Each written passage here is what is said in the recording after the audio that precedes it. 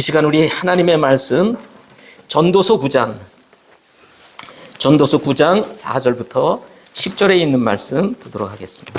자리에 착석하시겠습니다.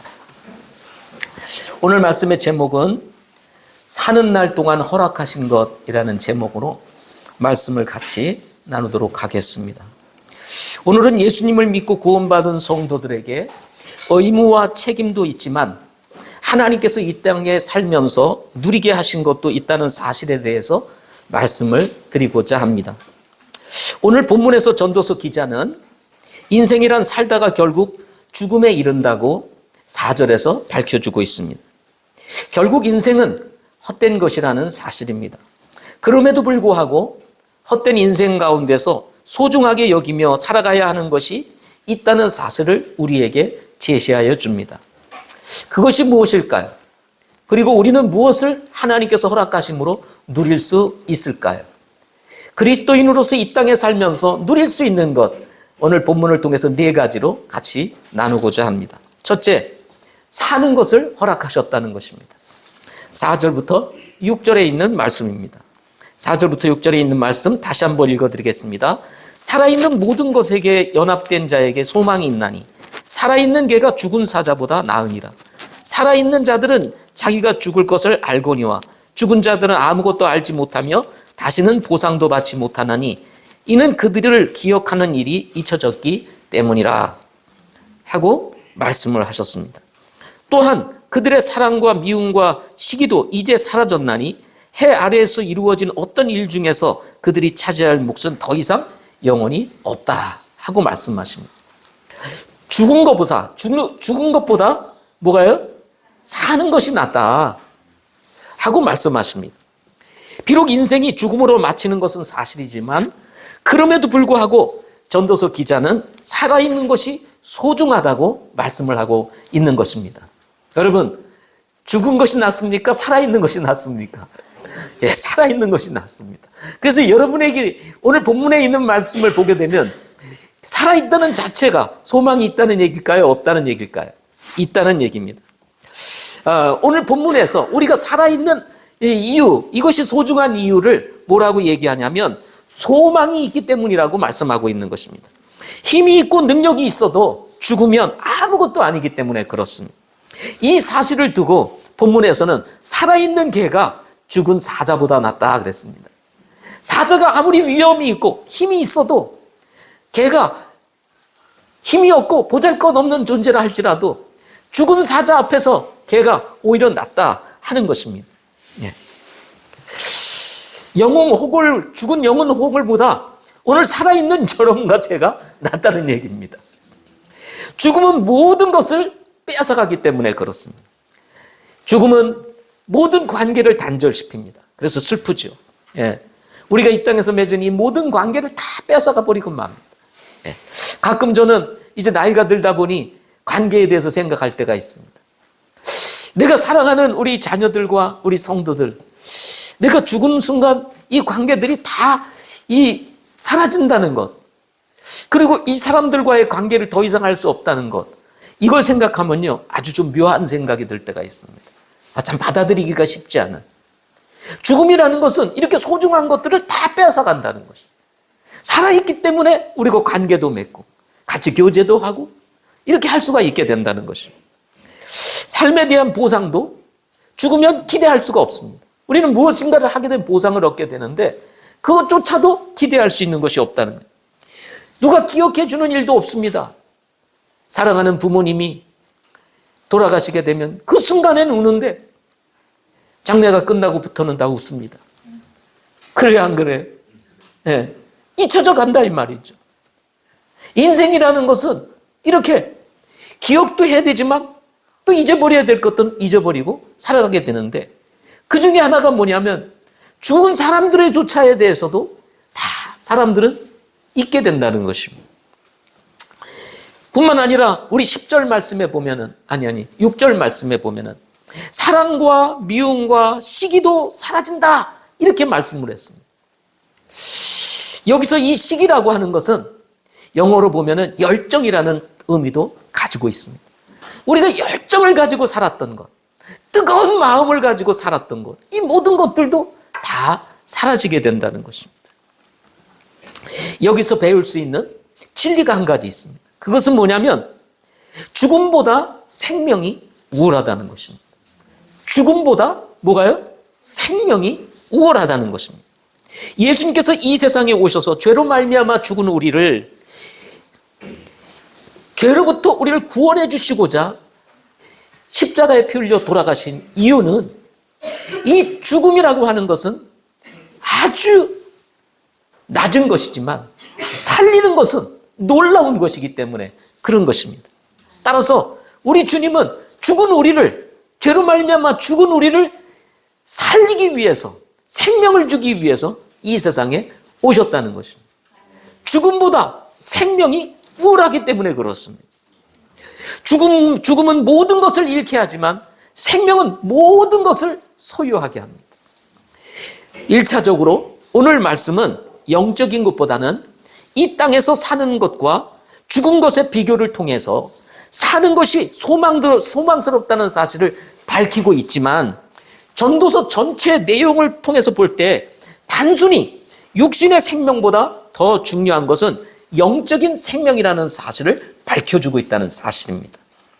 인생의 진정한 소망은 단순히 사는 것에 있는 것이 아니라 사람들을 죄에서 구원하여 주신 살아계신 하나님께 있기 때문인 것입니다.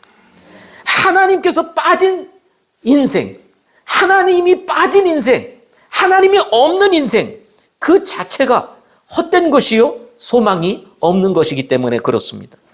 따라서 죽은 사람보다 살아있는 사람에게 소망이 있는 것은 바로 하나님을 만날 수 있는 기회가 주어져 있을 뿐만 아니라, 이미 그 기회를 잡은 사람들은 이 땅에서, 이 헛된 인생 가운데서 소망 대신 하나님과 지속적인 관계를 맺으며 살 수 있다는 것 자체가 바로 소망이라는 사실입니다. 이미 죽은 사람은 죽은 것조차 알지 못하지만, 살아있는 사람은 적어도 앞으로 죽을 것을 알고 있기 때문에 예수님을 믿을 수 있는 소망이 있는 것입니다. 한 번 죽는 것은 사람에게 정한 것이요, 그 후에는 어떻다 그랬어요? 심판이 있다고 말씀을 했습니다. 에녹이요 300년간 하나님과 동행을 했다고 성경은 기록하고 있습니다.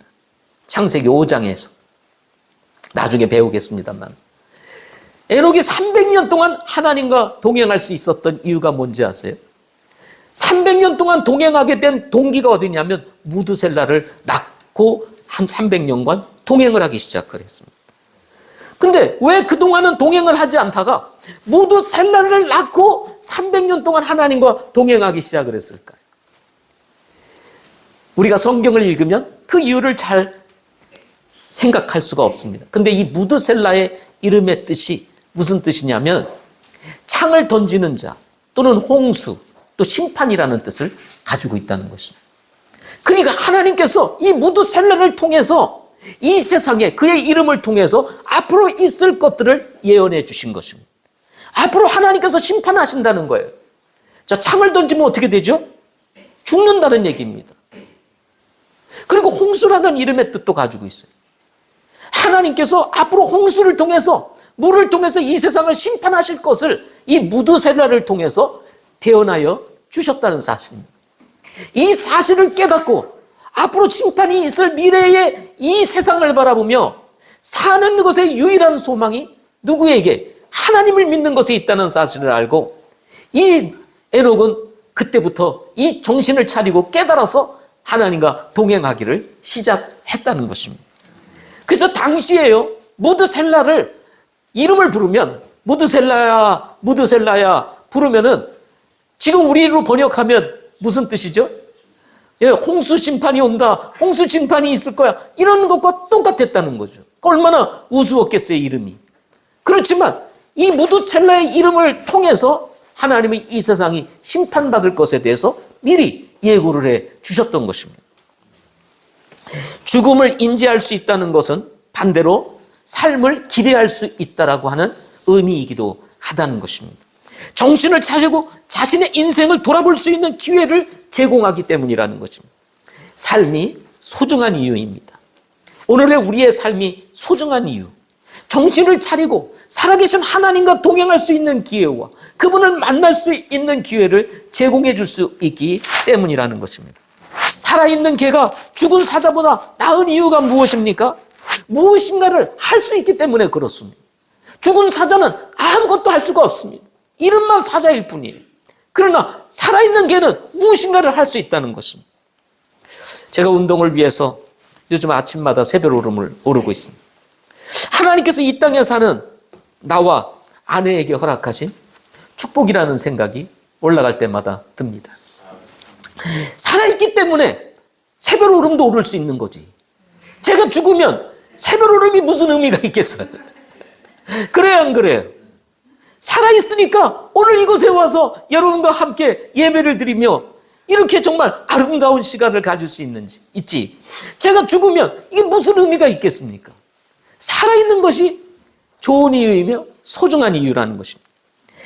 살아있기 때문에 사랑할 수도 있고, 살아있기 때문에 때로 미워할 수도 있고, 살아있기 때문에 때로는 시기할 수도 있고, 또 다른 말로는 열정을 가지고 세상을 살아낼 수 있는 기회도 있게 되는 것입니다. 예. 그래서요, 때로는 미워하도 그것이 살아있다는 증거고, 사랑한다는 것도 내가 살아있다는 증거라는 것입니다. 살아있다는 것, 산다는 것, 그것은요, 그 자체가 아름답고 의미 있는 것이라는 것입니다. 물론 우리가 어떻게 사느냐는 중요합니다. 예. 살아있는데 살아있는 것 같이 살아야 되는데 죽은 것 같이 살면은 의미가 없죠. 예. 그래서 하나님께서 말씀하시는 거예요. 예. 이 세상에서 하나님께서 우리에게 허락하신 것이 있는데 사는 것이라는 거예요. 그게 소망이 있다는 것입니다. 쉽게 말하면 이 말씀을 통해서 우리에게 주는 것이 뭐냐? 살기는 살되 뭐 하자? 잘 살자, 이 말입니다. 아멘? 잘 살자, 잘 살자.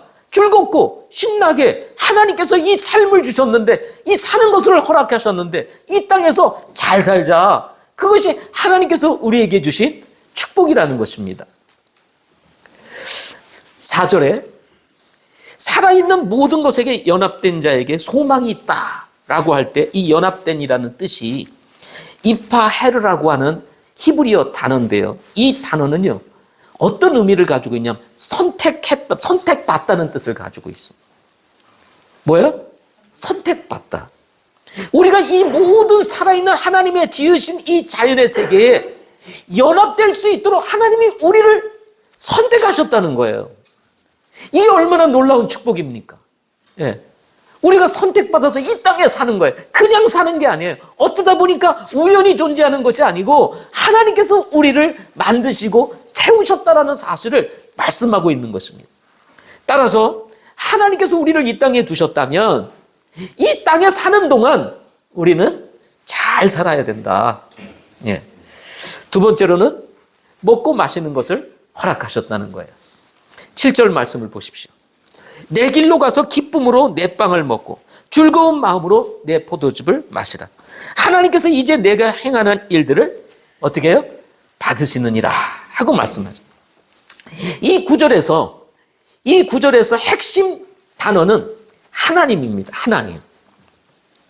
하나님께서 말씀하시고 하나님께서 허락하셨다는 것입니다. 무엇을 허락하셨습니까?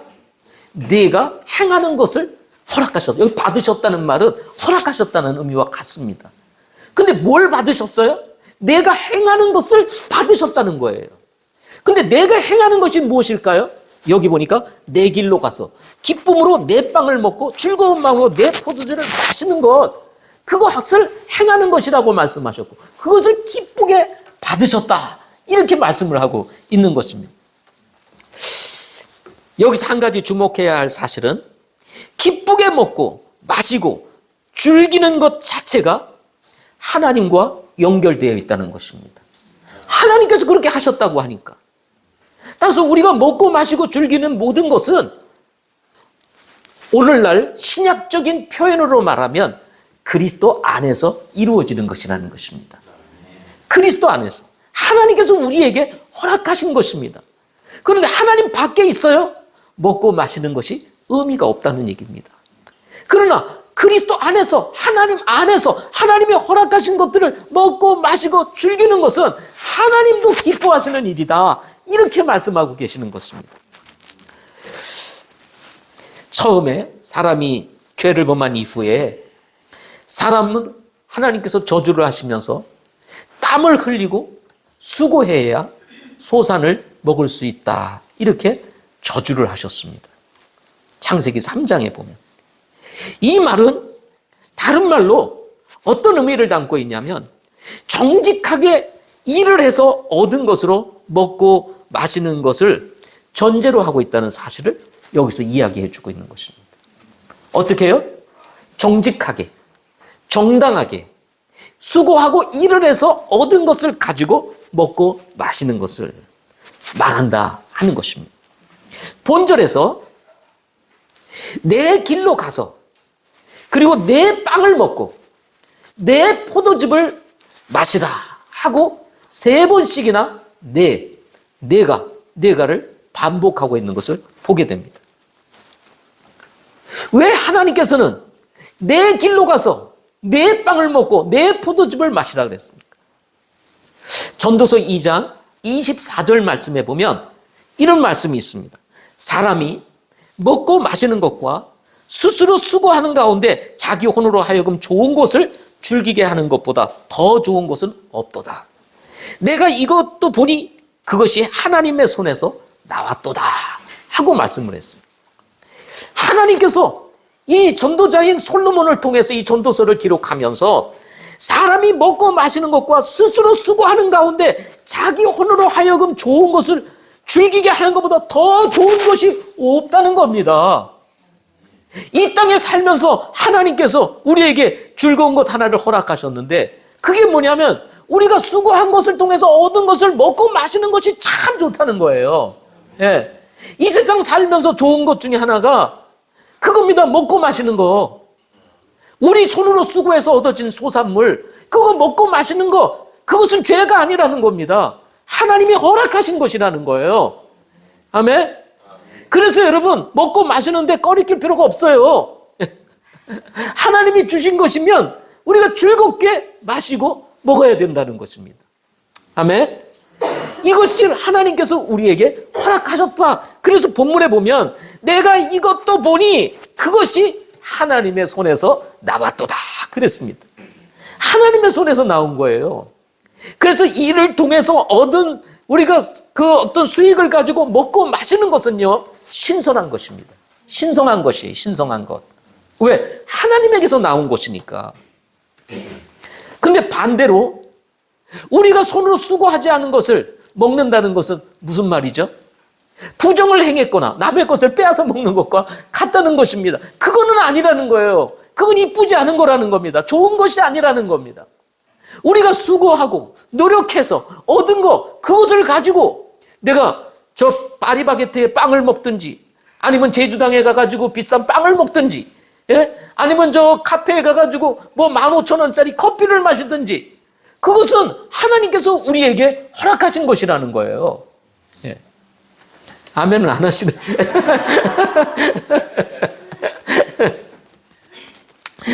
전도서 3장 22절에 그러므로 사람이 자기 일들을 기뻐하는 것보다 더 나은 것이 없음을 내가 깨닫노니 이는 그것이 그의 몫이기 때문이라. 이렇게 말을 합니다. 자기 일들을 기뻐하는 것보다 더 나은 것이 없음을 내가 깨닫는다 이거예요. 자기 일들을 기뻐해. 그것이 그의 몫이라고 얘기를 합니다. 일들을 기뻐함으로 그 일을 해서 얻은 것, 그게 그의 몫이라는 거예요. 그래서 사람들은 자기가 수고한 만큼 그 몫을 얻게 되고 그 몫을 따라서 어렵게도 또는 풍요롭게도 살 수가 있게 되는 것입니다. 누가 그를 데려다가 그의 뒤에 어떤 일이 일어날지 보여주겠느냐 하고 말씀을 하십니다. 이렇게 하나님께서는 개인의 노력과 수고를 통해서 소유한 것으로 먹고 마시며 즐기도록 허락하셨다는 사실인 것입니다. 물론 우리가 심각한 낭비를 절제를 할 필요는 있습니다. 예, 저도 웬만하면 개인적으로 카페에 가서 비싼 커피 먹지 않습니다. 왜? 너무 아까워요. 커피 한 잔에 7,000원, 8,000원. 이런데 너무 아까워. 우리 집에서 내가 내려 먹어도 그 돈이 안 들어가. 그런데요, 어떨 때는요, 그것이 뭐 10,000원이 됐든, 때로 여러 사람이 가면은 막 10만 원씩 나가도 써야 될 때는 써야 된다는 겁니다. 네. 아깝죠? 물 한 잔 먹고 한 7,000원씩 내면 진짜 아깝죠? 그러나 어떤 경우에는 그게 필요할 때가 있어요. 돈보다 더 중요한 가치가 있다는 것이 있다는 겁니다. 그럴 때에는 기꺼이 그렇습니까? 하고 우리가 그런 것들을 마시면서 함께 할 수 있는 시간도 필요하다는 것입니다. 특히 7절에 세 개의 명령형 동사로 기록되어 있다는 사실을 여러분 읽으면 느낄 것입니다. 가서 명령입니다. 먹고 그 다음에 마시라. 이게 다 명령형으로 기록이 되어 있습니다. 이것은 다른 말로 얘기하면 적극적인 액션을 강조하고 있는 것입니다. 그렇게 하라는 거예요. 이게 내 명령이라는 거예요. 그렇게 살라는 거예요. 이걸 주저주저 내지 말고 하나님께서 명령한 거예요. 가서 먹고 마시라는 겁니다. 어떻게? 즐겁게. 예. 찝찝하게 마시지 말라는 거예요. 예. 아유, 이거 마시면서 이건 이 7,000원짜리를 내가 이거 마셔야 되나 말아야 되나. 아니, 돈을 써야 되는데 그 써는 순간에 이 약 먹는 거 즐겁게 마셔야지. 아이고, 이거 아까워서 이거 내가 이걸 왜 먹나, 이거. 예? 그렇게 하면 안 된다 이거죠. 즐겁게 마시라는 거예요. 즐겁게 먹으라는 거예요. 예? 이거면 내가 한 달 생활비인데 여기 몇 명 와가지고 이거 썼으니 이게 되나. 이렇게 하면 안 되는 거죠. 그럼 벌써 마음이 찝찝해. 예, 소화도 안 돼요. 예. 성경은 뭐라고요? 즐겁게 가서 먹고 어떻게 해요? 마시라. 내 빵을, 내 포도주를, 예. 남의 거 말고 내 거, 예. 나에게 주신 거. 그래서 하나님이 내 지갑에 주신 거, 그거 내 거잖아요. 그것으로 먹고 마시는 것. 그거는 하나님께서 나왔다 이거예요. 하나님에게서. 예. 그러나 우리가 분명히 경계해야 될 것이 있습니다. 그것은 뭐냐면 쾌락주의를 주의해야 합니다. 어차피 세상은 즐기기 위해 사는 것, 먹고 마시자 캐서라, 이건 아니라는 얘기죠. 무슨 말인지 아시겠죠? 우리가 부유해질수록요, 사람이 그렇답니다. 돈이 많아질수록 어떻게 하냐면 허무주의가 들어온대요. 돈이 많은데 할 수 있는 게 제한돼 있어요. 여러분, 머스크가 그 요번에 1조 달러를 보상을 주느냐 마느냐 하고 막 그런 데잖아요? 1조 달러! 1조 달러를 이 주주총회에서 보상안으로 머스크에 줄 것이냐 말 것이냐 반대하는 그룹도 있고 막 그런데 1조 달러입니다. 1조 달러. 1조 우리나라 계산하면 지금 이 환율로 계산하면 1,400조예요. 예? 그걸 보상을 줄 것이다 이거예요. 그런데 모스크가 1조 4천억이 있는데 그걸로 뭐 할 거예요? 가서 무슨 금을 먹을 거예요? 뭐예요? 우리랑 먹는 게 똑같아요. 예. 입는 옷도 우리처럼 양복도 아니고 티만 입고 다니거나 저거 하거나 별거 없어요. 그러니 허무지에 빠지게 되는 겁니다. 예. 그래 일론 머스크가 마약을 한다는 얘기도 있고 막 그러지 않습니까? 실제로? 그래서 사람들이 이 허무한 것을 메꾸려다 보니까 자극적인 것을 찾게 되고 그러다 보니까 문제가 생기게 되고 마약에 빠지게 되고 이런 일들이 벌어지게 된다는 것입니다. 이런 것은 아니라는 것입니다. 아멘. 정당한 이유로 먹고 마시는 것, 이것은 하나님께서 허락하신 것이지만 그것을 지나치게 넘어서 쾌락주의거나 캐스라주의로 가게 되면 그것은 오히려 우리의 인생을 망가지게 만든다는 사실을 우리는 기억하고 하나님이 우리에게 주신 것들을 잘 활용해서 즐기며 사는 우리 성도님들이 되시기를 바랍니다. 네. 7절에 보면 받으시느니라 하는 말씀이 나왔습니다. 근데 이게 히브리어로 라차라고 하는 단어인데요. 이게 무슨 뜻이냐면 기뻐하다는 뜻입니다. 기뻐하셨다는. 다른 말로 기뻐한다는 것은 그게 하나님의 뜻이라는 얘기입니다. 하나님의 뜻. 먹고 마시고 즐기는 것 하나님의 뜻. 사는 것 하나님의 뜻. 아멘. 뿐만 아니라 8절에서 내 옷을 항상 희게 하고 내 머리에 향유가 부족하지 아니하게 할지니라 하고 말씀을 하셨습니다. 여기서 항상이라는 베콜 에트라고 하는 이 단어는 모든 시간에 라고 하는 의미를 가지고 있는 단어입니다. 모든 시간에, 다른 말로 우리 말하면 우리의 인생의 모든 순간순간을 강조하고 있는 단어입니다. 모든 순간순간, 흰 옷은 의로움을 강조하는 색이지만 당시 사회에서는 잔치집에 초대를 받을 때 보통 흰 옷을 입고 갔었다고 합니다. 다른 말로 얘기하면 잔치집에 초대를 받을 때 흰 옷을 입고 간다는 것은 다른 말로 이게 뭐예요? 우리의 인생은 뭐와 같다는 거예요? 잔치와 같다는 거예요. 축제라는 거예요. 축제. 예. 여러분 인생은요, 우리 전도서의 말씀을 보게 되면 적어도 우리 하나님 믿고 구원받은 사람들은 우리 축제 인생이라는 것입니다. 그래서 즐겁고 신나게 살아야 되는 거예요. 우울하게 사는 게 아닙니다. 예? 머리 아파가지고 이렇게 하는 게 아니에요. 즐겁고 신나게 사는 거예요. 예, 축제 인생이라는 것입니다. 여러분 어떻게 축제 인생 살고 계세요? 아니면 아유 골 아파 머리 아파 뭐 이러면서 합니까? 예? 세상 일에 스트레스 받을 필요 없어요. 왜? 적어도 하나님께서 우리 책임져 주십니다. 아멘.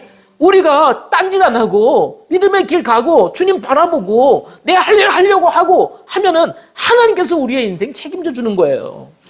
예, 내가 고민한다고 인생 바뀌는 거 아닙니다. 주님의 인도하심이 있어야 되는 거예요. 예, 그러니까 오히려 근심 걱정할 때 그냥 축제적인 인생으로 즐기고 사는 것이 나은 것입니다. 그게 하나님의 뜻이라는 것입니다. 여기서 기름은요, 기쁨이나 위로부터 내리는 축복을 의미할 때 사용되어지는 단어입니다. 따라서 이 구절을 우리가 이해할 수 있는 말로 해석을 하면 이와 같습니다. 인생의 하루하루를 잔치집에 참여하는 것과 같이 기쁘고 즐겁게 살아라 하는 말씀입니다. 다시요. 인생의 하루하루를 잔치집에 참여하는 것과 같이 기쁘고 즐겁게 살아라. 예. 아멘. 여러분, 이게 하나님께서 우리에게 허락하신 것입니다. 아니, 이렇게 허락하셨는데 안 즐거운 이유가 있어요? 예? 세 번째로는 하나님이 허락하신 것, 사랑하는 아내와 함께 즐겁게 사는 것을 허락하셨다는 것입니다. 9절 말씀을 한번 보겠습니다. 내 헛된 삶의 모든 날, 곧 그분께서 해 아래에서 내게 주신 내 모든 헛된 날에 내가 사랑하는 아내와 함께 즐겁게 살지어다. 그것은 이 삶 속에서 내가 해 아래에서 행하는 수고 중에서 내가 받을 몫이니라 하고 말씀을 하셨습니다. 본전은 우리가 사는 세상에서의 삶을 두고 헛되다는 말로 시작을 합니다. 하나님이 빠진 해 아래서의 삶은 헛되다는 것입니다. 어차피 이 세상은요 다 지나가는 것입니다. 여기서 영원하지 않습니다. 다 사라져요. 그래서 인생은요, 이 세상은 헛된 세상인 것입니다. 예. 그런데 이런 헛된 세상에서 하나님께서 허락하신 즐거움이 하나 있는데 그것은 뭐냐면 사랑하는 아내와 함께 즐겁게 사는 것이라고 말씀을 합니다. 그래서 사랑하는 아내와 어떻게 살아? 즐겁게 살아. 싸우지 말고 살라. 즐겁게 살아. 이렇게 말씀을 하고 있는 것입니다. 이 7절에서와 같이 본절에서의 핵심 단어도 같습니다. 이 9절에서의 핵심 단어가 뭡니까? 그분께서입니다. 그분께서 이것을 하라고 지금 말씀하고 있는 거예요. 그분께서 허락하셨다는 겁니다. 누가? 하나님께서. 사랑하는 아내와 즐겁게 사는 것을 누가요? 그분께서 허락하시고 그분께서 명령하시고 계시는 것입니다. 결혼하여 사랑하는 아내와 살도록 허락하신 분이 하나님이시라는 말씀입니다. 이 말씀을 통해서 배울 수 있는 진리는 결혼의 주권과 부부의 삶이 하나님께 있다 하는 사실을 말씀해 주고 있는 것입니다. 그리스도인들이 이 험한 세상에서 수고하며 사는 것은 결코 쉽지가 않습니다. 저는 개인적으로 이렇게 생각해요. 그리스도인들이 이 땅에 살면서 안 믿는 사람보다 2배 힘들게 산다. 2배로. 왜냐하면 세상 사람들과 같이 똑같이 일을 해야 돼. 일을 하며 살아야 돼. 또 세상 사람들이 안 하는 것, 그것이 뭐냐면 주님 섬기는 일을 해요. 주일이면 남들은 리크레이션 한다 그래서 잠을 푹 잔다든지, 어떤 사람은 또 자연으로 나간다든지 뭐 이렇게 하는데, 우리는 일주일 내내 일하고 아침부터 일어나가지고 어떻게 해요? 예배 드리러 온다고 이 표선에서 여기 오려면요, 몇 시에 일어나는 줄 아세요? 예? 장난이 아니라 애들은 졸려가지고 오늘 가야 돼 막 이러는데 깨워가지고 온다는 거 쉬운 일이 아닙니다, 이거. 예? 오히려 어떻게 보면 주일이 더 피곤해. 예. 그것뿐입니까? 아직 우리 교회는 적어서 무슨 뭐 행사가 없지만, 제가 섬기는 교회 같은 경우만 해도 그냥 한 주간의 행사가 한두 가지가 아니에요. 예? 지난 주간에도 작년부 MT가 있어가지고 1박 2일로 또 뭐 대부도를 가고 피곤합니다. 예? 퇴근하자마자 전부 다 모여가지고 다 하면은 대부도까지 가면 밤 10시 막, 그러면 그때부터 그냥 뭐 먹고 뭐 하고 뭐 하면은 1시, 2시, 그리고 아침에 잠도 못 자고 일어나가지고 뭐 또 좀 아침 먹고 또 카페에 가가지고 또 차 마시며 교제한다고 히닥그닥 막 하면서 돌아오면요, 그때 집에 오면 어떻게 될까요? 야, 신났다. 어유, 회복이 되네? 그럴까요? 아유, 피곤해. 그리고 다 잡니다. 디비저 잡니다. 피곤한 인생 사는 거예요. 그런데 육신은 피곤하지만 그것이 영으로 더 강해지기 때문에 그런 일들을 하는 거거든요. 그래서 어떤 면에서는요, 우리가 2배로 힘들게 사는 거예요. 실제로 그렇습니다. 그런데요, 이 힘든 세상 가운데 하나님께서, 이 힘들고 어려운 세상 가운데 하나님께서 우리를 위로하시고 격려하시고 축복하시는 것 중에 하나가 뭐냐? 그것은 사랑하는 아내와 함께 즐겁게 사는. 예.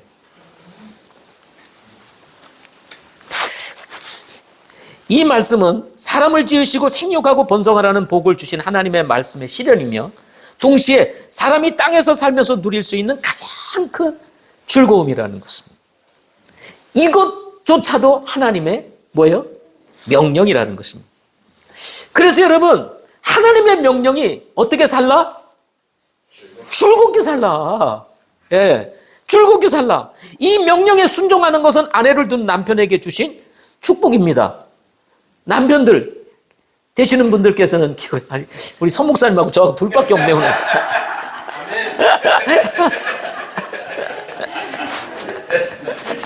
아니, 오늘 우리 최지영 형제님도 있고 우리 김목수 형제님이라도 좀 있어야 되는데, 오늘 딱 빠지고 목사 2사람만 나와.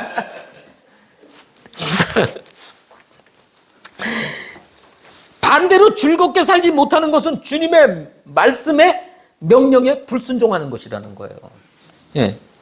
의무와 책임을 다하지 못하고 있다는 하나의 증거가 뭐냐? 즐겁게 안 사는 거예요. 즐겁게 살라고 명령을 했는데 우리가 즐겁게 안 살아. 그것은 하나님의 말씀에 위배가 되는 거라는 거죠. 우리는 딱 한 가지 있어요. 하나님 말씀에 순종하는 겁니다. 예. 불순종하면 어떻게 돼요? 그때부터 망하는 겁니다. 예. 순종은 형통하게 되는 거고 성공하는 길이고, 불순종은 망하는 길이에요. 가정의 성공은 즐겁게 살라고 하신 하나님의 말씀에 뭐 하는 거예요? 순종하는 거예요. 사랑하는 아내와 함께 사는 즐거움은 그냥 주어지는 것이 아니라 수고의 대가로 주어지는 것입니다. 수고의 대가로. 남편으로서의 정상적인 의무를 따라 수고할 뿐만 아니라 예수님께서 교회를 사랑하듯 교회를 사랑하는 희생을 통해서만이 누릴 수 있는 즐거움이라는 것입니다. 이 같은 측면에서 행복한 부부로 살아가는 비결은 어떻게 수고하며 사느냐에 따라 달라진다라고 말할 수가 있게 되는 것입니다. 여러분, 그래서 자녀가 결혼을 할 때 이 딸을 가지신 부모님들은 항상 그 이제 사회를 맞이할 때, 뭐 우리 아들 가지신 분들은 이제 제 말 잘 들으셔야 되지만은, 이 딸을 두신 이 부모님들은요, 자, 결혼한다 그러면 가장 먼저 뭘 보겠어요? 가장 먼저 능력을 보지, 능력을. 적어도 내 딸을 책임질 수 있는가 하는 것을 보는 거 아닙니까? 물론 부자가 되라는 건 아니에요. 그래도 먹고 사는 문제를 해결해 줄 수 있는 기본 능력은 있어야 되는 거 아니에요. 그런데 한량이야.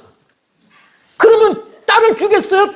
그 말은 다른 말로 어떻다는 얘기예요? 딸이 먹여 살려야 된다는 거예요. 그런 거 아니라는 겁니다. 그래서 부모가 볼 때 가장 먼저 보는 거, 그게 뭐냐면 능력이 있냐는 거예요. 그냥 인격이라든지 사람 되면 기본이고, 사람이 아무리 좋아도 능력이 없으면 그거 꽝인 거예요. 맞아요? 틀려요? 사람은 좋아. 그런데 능력이 없어. 그럼 그게 뭐야, 그게? 예? 우리 그리스도인들도 마찬가지입니다. 믿음은 좋아. 그런데 능력이 없어. 여러분, 믿음 보고 간다 그러지만은 아무리 믿음은 좋으면 뭐예요? 능력이 없는데. 사람이 먹고 살아야 되잖아요. 근데 먹고 사는 문제를 해결하지를 못해. 그럼 믿음 좋으면 뭐 하냐는 거죠. 하나님 말씀에는 수고를 해서 얻으라는 거예요. 그 능력이 없으면 믿음, 그거 소용없어요. 그래서 믿음 좋은 사람에게 가, 이 말은 적어도 내 딸을 먹여 살릴 수 있는 기본 조건이 있다는 전제하에서 믿음을 보라는 거지, 그것이 없는데 믿음 보라? 아니라는 겁니다. 이해가 되시죠? 그래서 아들을 되신 분들, 여기 남자 아직 장가 안 가신 분들, 저기 또 우리 이제 아들 되신 분들 부모가 키워야 되는데, 그래서 능력 있는 사람으로 키워야 돼. 적어도 자기 가족 먹여 살릴 수 있는 기본 능력은 가져야 된다는 얘기죠. 그럴 때 아내와 함께 즐겁게 살 수 있는 은혜가 주어지는 거예요. 아멘. 그래서 사랑은 희생을 통해서 구현되어진다. 예. 다시요. 사랑은 뭐를 통해서요? 희생을 통해서 구현됩니다.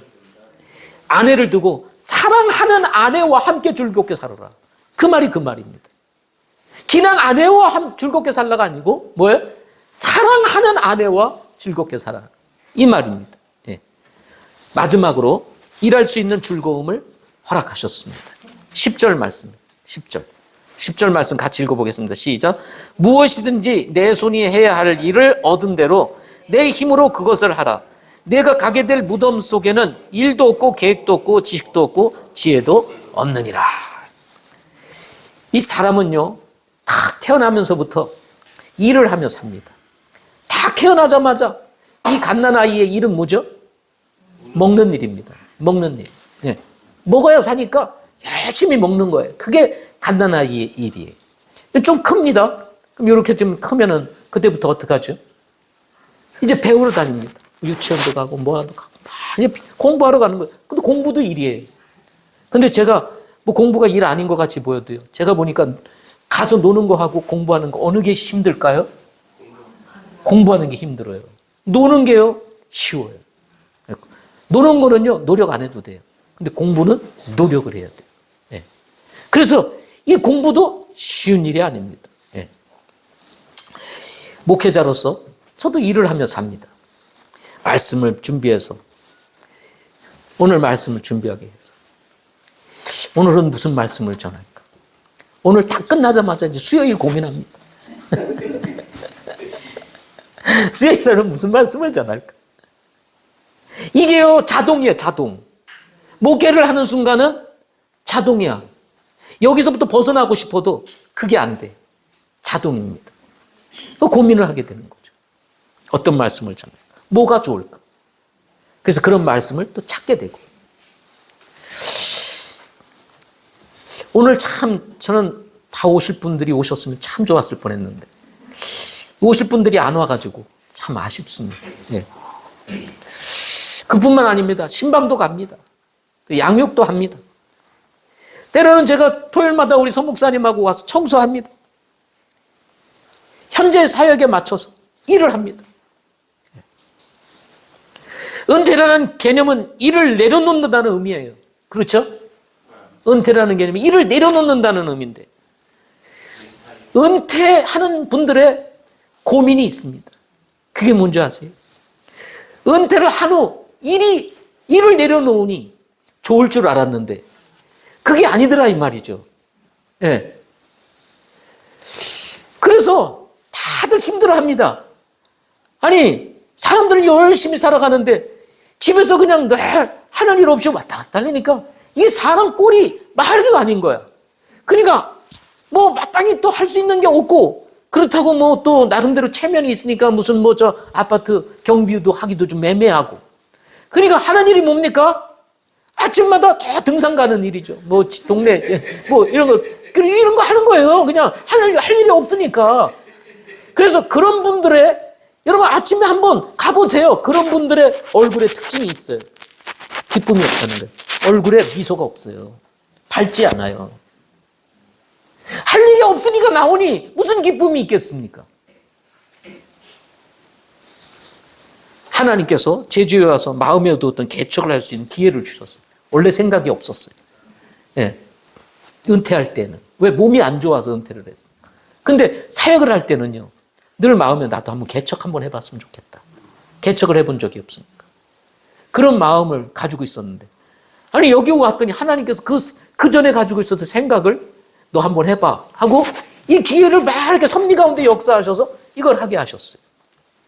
지금 나의 건강과 현실적인 상황에 맞는 일들을 지금 하나님이 허락하신 거예요. 감당할 만한 일을 내게 허락하신 거예요. 감당할 수 없는 일이라면 하나님이 주시지 않으셨을 텐데, 그래도 이 정도는 너가 감당할 수 있잖아 하고 허락하신 거예요. 그래서요, 이렇게 말씀도 준비하고 여러분 만나서 이렇게 하고 주일날 같이 음식도 먹고 때로는 여러분 만나가지고 같이 또 뭐 산책도 하고 막 이러는 것이요, 제주에서 사는 사람들의 공통적인 특징. 3년이면은 내가 제주에서 계속 살아야 되나 고민하고, 5년이면 90% 이상이 떠난다고 하는데, 저는 지금 3년째거든요. 한 번도 고민이 안 돼요. 내가 제주에서 계속 살아야 되나 고민해 본 적이 없어요. 근데 5년이 지나도 저는 그런 고민을 안 할 것 같아요. 왜? 지금 삶이 무료하지 않으니까. 즐겁고 행복하고 위에서 못 누렸던 걸 여기서 누리고 있는데 제가 왜 제주를 떠나? 제주를 떠나야 될 이유가 전혀 없는 거야. 너무 행복한 거예요. 너무 즐거운 거예요. 예? 왜? 일이 있으니까. 일이 있으니까 행복한 거예요, 일이.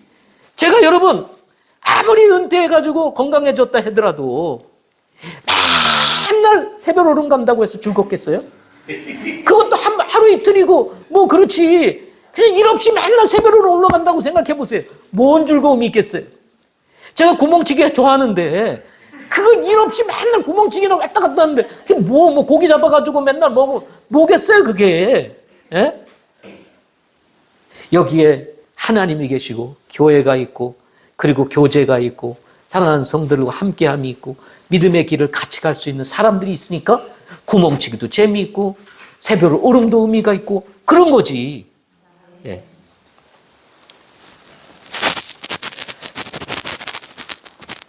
어떤 일이 되었든지 간에 일은 자연스럽게 우리에게 찾아오게 되어 있습니다. 일이라고 하는 것은요, 저주가 아닙니다. 신성한 것입니다. 그래서 일이 막 밀려올 때가 있어요. 일이 밀려올 때 그거를 포기할 수 없고 거부할 수 없는 이유는 하나님께서 허락하시는 것이기 때문에 그렇다는 거예요. 그 신성한 것을 내가 어떻게 거부할 수 있어요? 하나님이 허락하시는 일들을 내가 어떻게 거부할 수 있냐는 거죠. 예. 따라서 우리가 일을 거부하는 것은 하나님의 말씀을 거역하는 것과 같다는 것입니다. 그래서 일을 하라고 하나님 말씀하셨는데 일을 안 해? 그건 하나님 자체를 거부하고 거역하는 것과 같다는 것입니다. 그래서 일을 안 하는 기쁨보다 일하는 즐거움이 큰 이유가 말씀에 순종하는 것이기 때문에 그렇습니다. 창세기에서 하나님께서는 남자에게 일을 할 것에 대해서 명령을 하셨습니다. 따라서 인생을 즐겁게 사는 비결 중에 하나는 그것은 뭐냐면 일을 하는 것이라는 거예요. 이게 즐거움이에요. 그래서 무엇인가를 하나 이루고 이런 것이 우리에게, 특별히 남자들에게 즐거움이 되는 이유 중에 하나가 여기에 있는 것입니다. 따라서 전도자는 말하기를 무엇이든지 내 손이 해야 할 일을 얻은 대로 내 힘으로 그것을 하라 그랬습니다. 근데 여기 내 손이 해야 할 일을 얻은 대로 그랬는데 이 얻은 대로라는 뜻이 어떤 의미도 있냐면 발견하다라는 뜻을 가지고 있습니다. 그러니까 내 손이 해야 할 일을 발견하는 대로, 보이는 대로 그게 눈에 딱 들어와. 그러면 어떻게 해요? 그걸 하라는 거예요, 내 힘으로. 눈에 보이는데 안 하면 어떻게 해요? 그게 거부하는 거예요. 그래서 교회에서도 마찬가지입니다. 여러분, 주님 섬기면서 갑자기 여기 뭐가 보여요? 그럼 왜 이런 거 안 했어? 이렇게 아니라 내가 보이면 그게 나보러 하라고 하시는 일이에요, 일. 아멘? 그래서 발견하는 대로 내 힘으로 하라는 거예요. 네. 여기서 내 힘으로 그것을 하라고 하는 이 말씀은 열심히 하라는 의미와 함께 주어진 일에 적극적으로 임하는 자세를 말하는 단어에서 나왔습니다. 따라서 우리가 열심히 힘으로 하되 열심히 적극적으로 임함으로 우리에게 이 즐거움도 같이 따라오게 된다는 것. 그리고 거기에서 능력이라는 것이 나오게 되는 겁니다. 열심히 할 때. 일은 그 사람에게 주어진 하나님의 달란트에 대한 시험 무대입니다. 하나님은 모든 사람들에게 달란트를 주고 어떻게 그것을 위해서 사는지 그것을 평가하고 계시는 분이십니다. 달란트를 왜 주셔가지고 나를 이렇게 힘들게 하시나? 이렇게 하는 게 아니고, 아, 하나님 내게 달란트를 주셨으니 내가 열심히 살아야지. 그러면서 즐겁게 일하는 모습을 우리 하나님 보시면 좋으실까요? 안 좋으실까요? 좋죠. 당연히 우리 자녀들이 열심히 하는 모습을 보면 부모가 좋아, 똑같은 겁니다. 하나님 마음이나 우리 마음이나 똑같다는 것입니다. 이것이 오늘과 내일의 삶을 결정한다는 것입니다. 일을 함이 하나님과 연결되었기 때문입니다. 열심히 해야 하는 이유가 여기에 있는 것입니다. 죽은 사람은요, 일할 수도 없고 계획할 수도 없고 지식도 없고 지혜도 다 사라지는 것입니다. 살아있기 때문에 일도 할 수 있고 계획도 할 수 있고 그리고 지식도 필요하고 지혜도 필요하게 되는 것입니다. 네. 후회 없는 삶은 주어진 일을 어떻게 해내느냐에 있습니다. 그 일이 무엇인지 간에 말입니다. 인생을 지나면서 피할 수 없는 것이 있습니다. 그것이 무엇일까요? 일입니다. 일. 인생을 지나면서 피할 수 없는 것, 일. 이양이라는 거 어떻게 하라고요? 즐겁게 하자. 절 따라하시면 이양이라는 거 즐겁게 하자. 예, 여러분 집에서든 직장에서든 어디에서든 어떻게 해요? 즐겁게 하자. 마지막 전체 오늘 말씀을 통해서 내리는 결론입니다.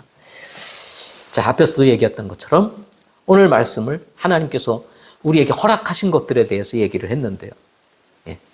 한마디로 요약하면 즐겁게 살자는 겁니다. 예? 예. 내천자 그리지 마시고 어떻게 해요? 미소를 그으시며 즐겁게 살자. 예. 하나님께 허락하신 것들을 누리며 즐겁게 살자. 예. 그래서 여러분 얼굴을 보는 것이 우리에게 즐거움이 되고 기쁨이 되고, 근데 여러분 얼굴에 미소가 없으면요, 뭐가 문제가 있나? 그럼 말 걸기도 부담스럽고 막 그래요.